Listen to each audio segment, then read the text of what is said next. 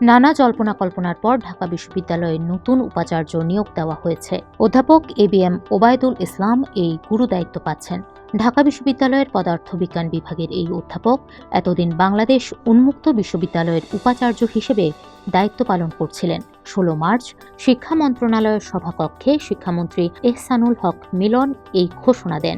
তিনি বলেন, ঢাকা বিশ্ববিদ্যালয়ের প্রভিসি অধ্যাপক ড.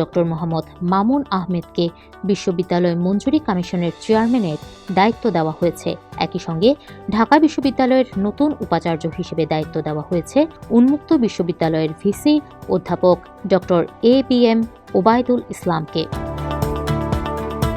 এর আগে গত 22 ফেব্রুয়ারি ঢাকা বিশ্ববিদ্যালয়ের উপাচার্যের পদ থেকে অব্যাহতি চেয়ে রাষ্ট্রপতি বরাবর আবেদনপত্র জমা দেন অধ্যাপক নিয়াজ আহমদ খান। ছাত্র জনতার অভ্যুত্থানে 2024 সালের 5 আগস্ট আওয়ামী লীগ সরকারের পতন হয়। এরপর ওই মাসের শেষের দিকে নিয়াজ আহমদ খান ঢাবির উপাচার্যের দায়িত্ব নিয়েছিলেন।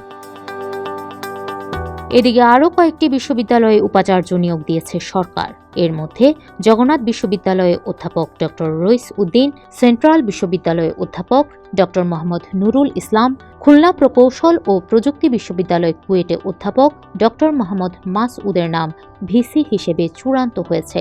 এছাড়া বাংলাদেশ উন্মুক্ত বিশ্ববিদ্যালয়ে ভিসি হিসেবে অধ্যাপক সিদ্দিকুর রহমান খান, চট্টগ্রাম বিশ্ববিদ্যালয়ের অধ্যাপক ড.